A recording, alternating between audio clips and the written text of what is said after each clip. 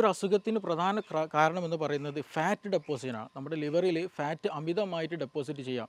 ഇത് കേൾക്കുമ്പോൾ നമ്മൾ പലരും ചിന്തിക്കും എന്ത്, ഞാനതിന് അധികമായിട്ട് ഫാറ്റ് എടുക്കുന്നില്ലല്ലോ, അധികം ഓയിൽ ഉപയോഗിക്കുന്നില്ല, അങ്ങനെയുള്ള ഭക്ഷണങ്ങളൊന്നുമില്ല, അപ്പോൾ എനിക്കിത് ബാധകമല്ല എന്നുള്ള ധാരണ പലരിലും ഉണ്ടാകും.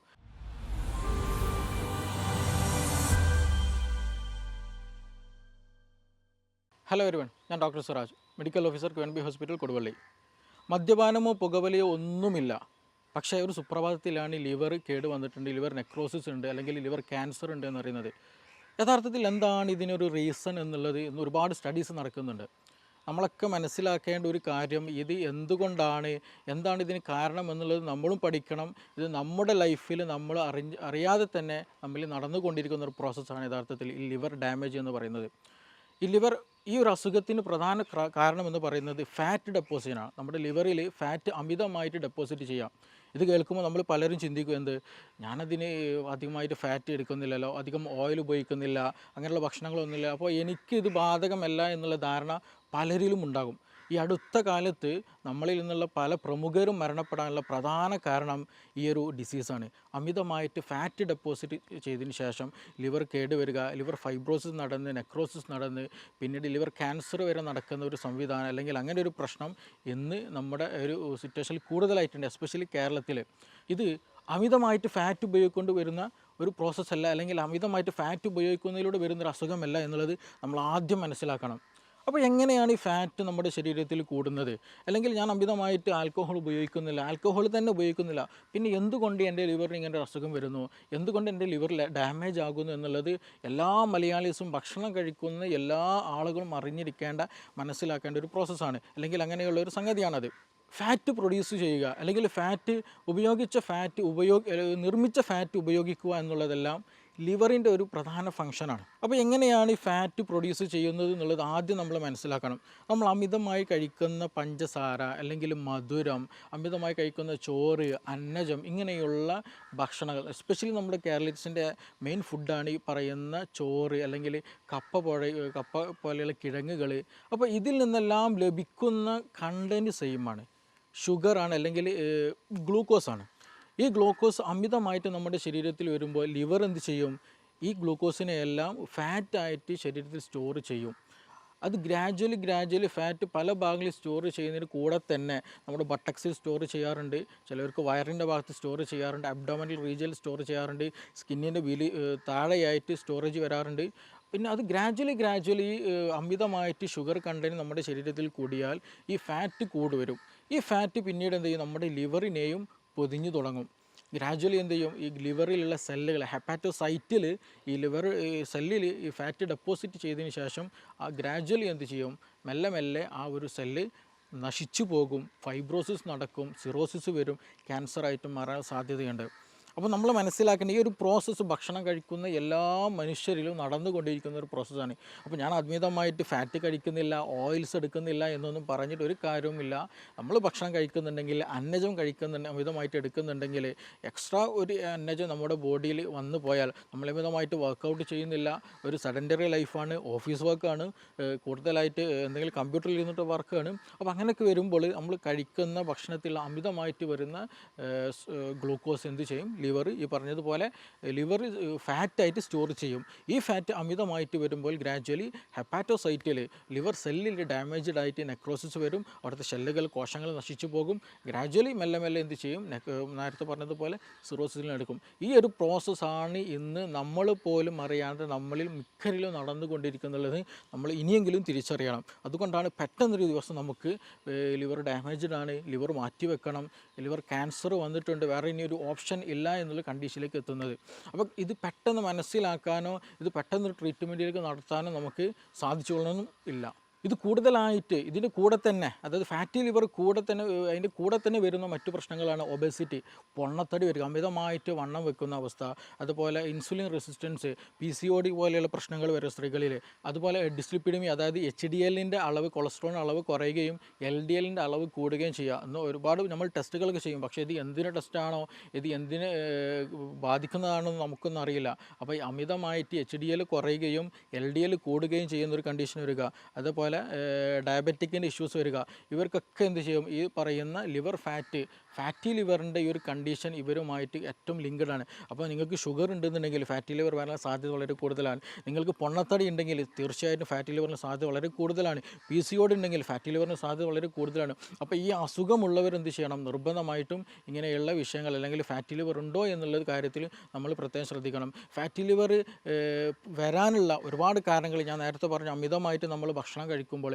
ആ ഭക്ഷണത്തിൽ എക്സ്ട്രാ സ്റ്റോറേജ് വരുമ്പോൾ എന്ത് ചെയ്യും? ഫാറ്റായി സ്റ്റോർ ചെയ്യും. അത് പിന്നെ ഗ്രാജ്വലി എന്ത് ചെയ്യും? ലിവർ സെൽസ് നശിച്ച് നെക്രോസിസ് സംഭവിച്ച് ക്യാൻസറായിട്ടൊക്കെ മാറും എന്നുള്ളത്. രണ്ടാമതൊരു കാരണം, നമ്മുടെ ശരീരത്തിൽ ഓക്സിഡേഷൻ നടക്കുമ്പോൾ ഫ്രീ റാഡിക്കൽസ് പ്രൊഡ്യൂസ് ചെയ്യും.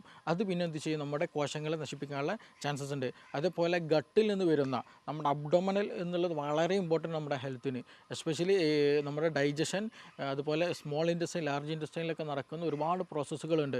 അവിടെ ഗട്ട് ലീക്കിംഗ് ഒക്കെ വന്നു കഴിഞ്ഞാൽ നമ്മൾ കഴിക്കുന്ന ഭക്ഷണം ശരിയായ രീതിയിൽ ആഗിരണം ചെയ്യുന്നില്ല, ശരിയായ രീതിയിൽ ദഹനം നടക്കുന്നില്ല, അവിടുത്തെ മൈക്രോബയോംസ് ഒക്കെ പ്രശ്നത്തിലാണ് എന്നുണ്ടെങ്കിൽ തീർച്ചയായിട്ടും അതിലൂടെ വരുന്ന പല ഇൻഫ്ലമേഷൻസുകൾ, പല പ്രശ്നങ്ങളും നമ്മുടെ ലിവറിന് ഡാമേജ്ഡ് ആയിട്ട് വരുന്നുണ്ട് എന്നുള്ള പല പഠനങ്ങൾ പറയുന്നുണ്ട്. അതേപോലെ തന്നെയാണ് നമ്മൾ മനസ്സിലാക്കുന്ന മറ്റൊരു കാര്യം, ഈ സെഡൻറ്ററി ലൈഫ് വളരെ ഇമ്പോർട്ടൻ്റ് ആണ്. നമ്മുടെ ജോലി എന്താണോ, നമ്മുടെ വർക്ക് എന്താണോ അതിനനുസരിച്ചിട്ട് അതിനോട് യോജിച്ചിട്ടുള്ള ഒരു ഭക്ഷണ ശൈലി നമ്മൾ ക്രമപ്പെടുത്തേണ്ടതുണ്ട്. അങ്ങനെ ക്രമപ്പെടുത്തിയാൽ മാത്രമേ ശരിയായ രീതിയിൽ ദഹനം നടക്കുകയുള്ളൂ, ശരിയായ രീതിയിൽ പ്രോസസ്സുകൾ നമ്മുടെ ശരീരത്തിൽ നടക്കുകയുള്ളൂ, എൻസൈം പ്രൊഡക്ഷൻ നടക്കുകയുള്ളൂ, ശരിയായ ഈക്വലൈസ്ഡ് ആയിട്ടുള്ളൊരു പ്രോസസ്സ് നമ്മുടെ ശരീരത്തിൽ നടക്കുകയുള്ളൂ. അപ്പോൾ ചുരുക്കി പറഞ്ഞാൽ ഈ എല്ലാ ലിവറും എന്ത് ചെയ്യും? ഈ ഫാറ്റ് പ്രൊഡ്യൂസ് ചെയ്യും, അതേപോലെ തന്നെ ഫാറ്റ് ഉപയോഗിക്കുകയും ചെയ്യും. അപ്പോൾ ഇതിൻ്റെ പ്രോസസ്സുകൾ നിർമ്മിക്കലും ഉപയോഗിക്കലും അത് ഈക്വലി ആയി പോയി കഴിഞ്ഞാൽ മാത്രമാണ് നല്ലൊരു ഹെൽത്തി ലൈഫ് നമുക്ക് ക്രിയേറ്റ് ചെയ്യാൻ കഴിയുള്ളൂ. അതല്ലാതെ ഫാറ്റ് അമിതമായിട്ട് ഉപയോഗിക്കുകയും കുറഞ്ഞ രീതിയിൽ ഉപയോഗിക്കുകയും ചെയ്യുമ്പോൾ എന്തായിരിക്കും? ഫാറ്റ് അമിതമായിട്ട് ശരീരത്തിൽ അടിഞ്ഞു കൂടും. അത് പിന്നീട് രക്തത്തിൽ LDL കൂടും, പിന്നീട് അതിറോസ്ക്ലോറോസിസ് പോലെ പ്രശ്നങ്ങൾ ഉണ്ടാകും, അതുപോലെ കാർഡിയാക് ഇഷ്യൂസ് ഉണ്ടാകും, അറ്റാക്ക് വരും, സ്ട്രോക്കിൻ്റെ ഇഷ്യൂസ് വരും, ഈവൻ ചില സമയത്ത് എംബോളൈസ്ഡ് ആയിക്കൊണ്ട്, അതായത് രക്തത്തിൽ എന്ത് ചെയ്യുന്നത് വെച്ചാൽ ചെറിയ ചെറിയ കട്ടകൾ പിടിക്കും, രക്തക്കട്ടകൾ ഫോം ചെയ്യും, പ്ലാക്ക് അതിറോസ്ക്ലോറോസിസ് പ്ലാക്ക് എന്ന് പറയും. അതെന്ത് ചെയ്യും? നമ്മുടെ രക്തത്തിലൂടെ ശരീരത്തിൻ്റെ പല ഭാഗങ്ങളിൽ എത്തും, ഹൃദയത്തിലെത്തും, നമ്മുടെ കൈകാലുകൾ എവിടെയൊക്കെയോ ബ്ലഡ് സർക്കുലേഷൻ ഉണ്ട് അവിടെയൊക്കെ എത്തും, സർക്കുലേഷൻ ഡാമേജ്ഡ് ആക്കും, ഗാംഗ്രീൻ വരും, സെൽ ഡെത്ത് സംഭവിക്കും. സോ ഇത് ഒരു നമ്മളറിയാത്ത ഒരു സൈലൻറ്റ് കില്ലറാണ് യഥാർത്ഥത്തിൽ ഫാറ്റ് എന്ന് പറയുന്നത്. സോ നമ്മൾ അമിതമായിട്ട് ഫാറ്റ് കഴിക്കുന്നില്ല, അല്ലെങ്കിൽ അങ്ങനെ ഒന്നും പറഞ്ഞിട്ട് കാര്യമില്ല. നമ്മൾ ഭക്ഷണം കഴിക്കുന്നുണ്ടെങ്കിൽ അത് ശരിയായ രീതിയിൽ നല്ല വൈറ്റമിൻസും മിനറൽസും ഫൈബേഴ്സും അങ്ങനെയുള്ള ഫാറ്റും, ആവശ്യത്തിന് ഫാറ്റും വേണ്ടതുണ്ട്. അപ്പോൾ ഇതെല്ലാം കൂടി നല്ലൊരു കോമ്പിനേഷനിൽ, നല്ലൊരു പ്ലേറ്റിൽ, ഒരു ഹാർമോണിയുള്ള ഒരു പ്ലേറ്റിൽ നമ്മൾ എന്ത് ചെയ്യണം? ഭക്ഷണം കഴിക്കണം.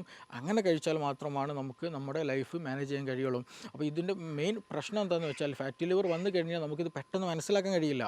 നമ്മൾ വേറെ എന്തെങ്കിലും അസുഖത്തിന് വേണ്ടി ചിലപ്പം ടെസ്റ്റ് ചെയ്യുമ്പോഴായിരിക്കും ഗ്രേഡ് 2 നിങ്ങൾക്ക് ഫാറ്റി ലിവർ ഉണ്ട്, അല്ലെങ്കിൽ ഗ്രേഡ് 3 ഉണ്ട്, ശ്രദ്ധിക്കണം എന്നുള്ളത് നമ്മൾ അപ്പോൾ മനസ്സിലാക്കുള്ളൂ. വേറെ നമുക്ക് കാര്യമായിട്ട് തോന്നില്ല, അല്ലെങ്കിൽ വേറെ എന്തെങ്കിലും സ്കിൻ ഡിസീസ് ആയിട്ടോ അല്ലെങ്കിൽ ഫീവർ വരും, കാരണം ഒരു സിംറ്റംസ് ഉണ്ടായിരിക്കില്ല.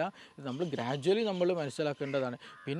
പിന്നെന്താണെന്ന് വെച്ചിട്ടുണ്ടെങ്കിൽ, നമ്മൾ എന്തെങ്കിലും ടെസ്റ്റുകൾ നടത്തുമ്പോൾ ചിലപ്പോൾ SGPT SGOT പോലെയുള്ള ലിവർ എൻസൈംസിലൊക്കെ മാറ്റം കാണുമ്പോൾ തീർച്ചയായിട്ടും നമ്മൾ അതിന് പരിഗണിക്കണം. ലിവറിൽ എന്തെങ്കിലും പ്രശ്നങ്ങൾ ഉണ്ടാകുമ്പോഴാണ് ഈ പറയുന്ന SGPT SGOTയിലൊക്കെ മാറ്റങ്ങൾ ഉണ്ടാവുക. അപ്പോൾ അങ്ങനെയുള്ള ടെസ്റ്റുകളിലൊക്കെ മാറ്റങ്ങൾ കണ്ട് റിസൾട്ടിലൊക്കെ മാറ്റം ഉണ്ടെങ്കിൽ തീർച്ചയായിട്ടും ഒരു ഡോക്ടറെ കണ്ടിട്ട് അതിന് ഫാറ്റി ലിവർ ഉണ്ടോ എന്ന് മനസ്സിലാക്കിയിട്ട് നല്ലൊരു പ്രോപ്പർ ട്രീറ്റ്മെൻറ്റിലേക്ക് പോകേണ്ടതുണ്ട്. അപ്പോൾ ഇതിൽ നമ്മൾ ചെയ്യേണ്ടത്, ട്രീറ്റ്മെൻറ്റ് വൈസിൽ നമ്മൾ ചെയ്യേണ്ടതായിട്ടുള്ള പ്രധാനമായിട്ട് ശ്രദ്ധിക്കേണ്ടതെന്ന് നമ്മുടെ ഡയറ്റാണ്, ലൈഫ് മോഡിഫിക്കേഷനാണ് ചെയ്യേണ്ടത്. കറക്റ്റ് ഡയറ്റ് നമ്മുടെ ശരീരത്തിന്, നമ്മുടെ ലൈഫ് സ്റ്റൈല്. ഞാനിപ്പോൾ ഒരു ഓഫീസ് വർക്കാണ് ചെയ്യുന്നുണ്ടെങ്കിൽ എനിക്ക് അത് പറ്റിയിട്ടുള്ള ഒരു വർക്ക് ഒരു ഡയറ്റ് പ്ലാൻ ചെയ്യുക എന്നുള്ളതാണ്. ഞാൻ പാടത്ത് പണിയെടുക്കുന്നുണ്ടെങ്കിൽ തീർച്ചയായിട്ടും അതിനനുസൃതമായിട്ടുള്ള ഭക്ഷണം കഴിക്കണം.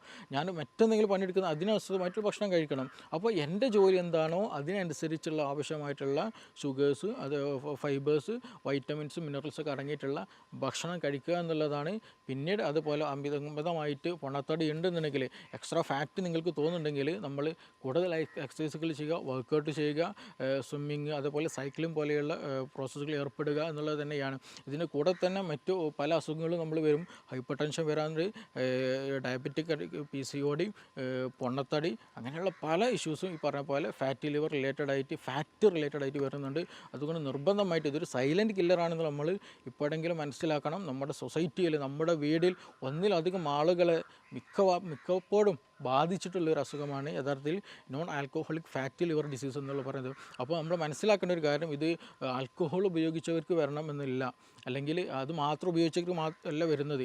ഇത് അമിതമായിട്ട് ഭക്ഷണം കഴിക്കുക, ശരിയായ രീതിയിൽ വർക്കൗട്ട് ചെയ്യുന്നില്ല, അങ്ങനെയൊക്കെ ഉള്ളവർക്ക് എന്ത് ചെയ്യും, ഇപ്പോൾ ഇതുപോലെയുള്ള അസുഖങ്ങളും പ്രയാസങ്ങളൊക്കെ വരാൻ സാധ്യതയുണ്ട്. അപ്പോൾ അതുകൊണ്ട് നമ്മുടെ മീൽസ് എപ്പോഴും നല്ല പ്രോപ്പറായിട്ട് കൊണ്ടുപോകാം. ഒരുപാട് കേസ് നമ്മുടെ അടുത്ത് തന്നെ വന്നത് തന്നെ മീൽസ് റെഡിയായിട്ട് മെഡിസിൻ ഒന്നും ഉപയോഗിക്കാണ്ട്.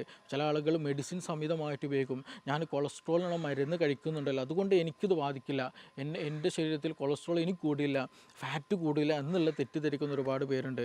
അതൊരു കാരണം മാത്രമാണ്. മീൻസ് ഈ മെഡിസിൻ കഴിക്കുക എന്നുള്ളത് അതൊരു ഹെൽപ്പാണ്. ആ ഒരു സമയത്ത് മാത്രം കിട്ടുന്ന ഒരു ഉപകാരം. നമ്മൾ കാലാകാലം മെഡിസിന് എല്ലാ സമയത്തും മെഡിസിൻ കഴിക്കുക എന്നുള്ളത് പോസിബിൾ അല്ല. അപ്പോൾ നമ്മളൊരു പ്രോപ്പറായിട്ടുള്ള ലൈഫ് സ്റ്റൈലിലേക്ക് മാറുക എന്നുള്ളതാണ് അതിന് ഏറ്റവും ബെസ്റ്റ് ഓപ്ഷൻ. നേരത്തെ റിപ്പീറ്റഡ് ആയിട്ട് പറഞ്ഞ കാര്യം തന്നെയാണ്.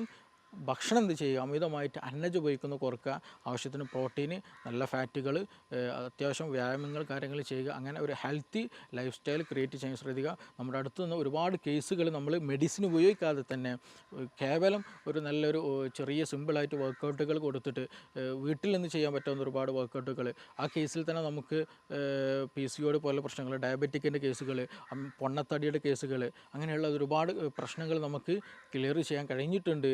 അപ്പോൾ ഇതിന് ഡയറ്റ് തന്നെ നമ്മൾ മാനേജ് ചെയ്താൽ ഈ ഫാറ്റി ലിവർ ഡിസീസ് നമുക്ക് മാറ്റിയെടുക്കാവുന്നതാണ്. അതിന് നമ്മൾ ഇന്ന് തന്നെ എന്ത് ചെയ്യണം, നമ്മൾ എല്ലാവരും മുന്നിട്ടിറങ്ങും. ഇതിന് പ്രായ വ്യത്യാസങ്ങൾ വലിയ ഇതൊന്നുമില്ല, അത് ഗ്രാജ്വലി വരുന്നത് കൊണ്ട് മിക്കപ്പോഴും ഇത് എബോവ് 30 അല്ലെങ്കിൽ എബോവ് 35 ഇയേഴ്സിനാണ് കൂടുതൽ നമുക്ക് കാണാം. കാരണം ആ സമയം വരെ എന്താണ്, ഈ ഫാറ്റ് ഡെപ്പോസിഷൻ ഇങ്ങനെ ഗ്രാജ്വലി നടക്കുന്നതായിരിക്കും.